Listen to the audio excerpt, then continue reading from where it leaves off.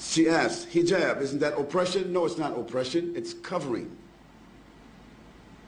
The women covering their heads or covering their bodies is not an oppression. Their husband didn't tell them to do that. Their fathers didn't tell them to do that. Their sons didn't tell them to do that. The imam didn't say to do that. God said, for the Muslim ladies, draw your clothing across your bosoms and do not allow your natural ornaments to be shown except to those within your family circle. What are the natural ornaments of women, in case you don't know what they are? Their breasts, their shapes that happen to be different than that of men, their hair, those adornments should be covered. Now, just in case Christian people don't remember, just 40 years ago, Christian women never went to church without covering their heads. It wasn't it. Isn't that true? Ask your grandmothers. And just 50 or 60 years ago, 20 years before that, a Christian woman would never come outside with a short skirt, even. Even the nuns themselves today have succumbed to modernity.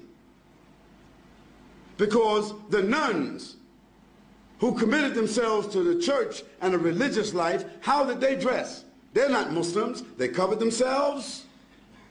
They covered themselves with an outer garment, and nothing on them was seen except the face and the hands. So if that was accepted by Christianity, it was accepted by religion. That wasn't something just that Muslim women were told, but Jewish women, Christian women, and Muslim women were ordered to do that in their scriptures. Now the fact that the modern civilizations chose to tell women they don't have to wear that and they can wear bikinis doesn't mean that God is wrong and they are right. Now for the Muslim lady, the wearing of the hijab is a protection for her. It's a distinction for her. Yes, it is a uniform so that she will be known to be a Muslim. She would not be molested. She would not be insulted.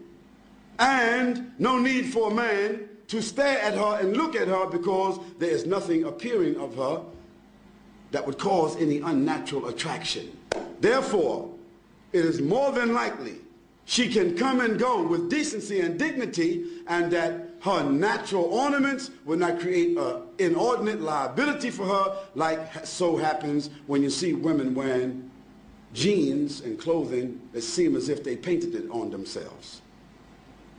Now all you have to do is look at these two women, and you can see the problems that exist.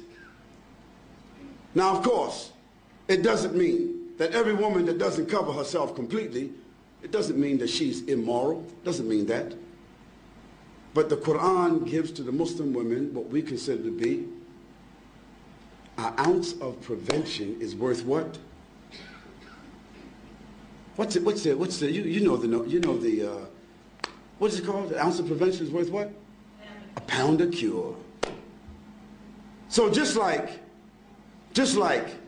any one of you, if I asked you, what's your PIN number? You wouldn't tell me. If I came to visit you in your house, you wouldn't have your certificates of deposit in front of me. You wouldn't have your jewels in front of me. You wouldn't have your stack of money or your savings in front of me, distributed just because I'm a friend and everything should be transparent. No, you have those valuables in a place that is safe. Might be a bank, might be a safety deposit box. Well, that's just money.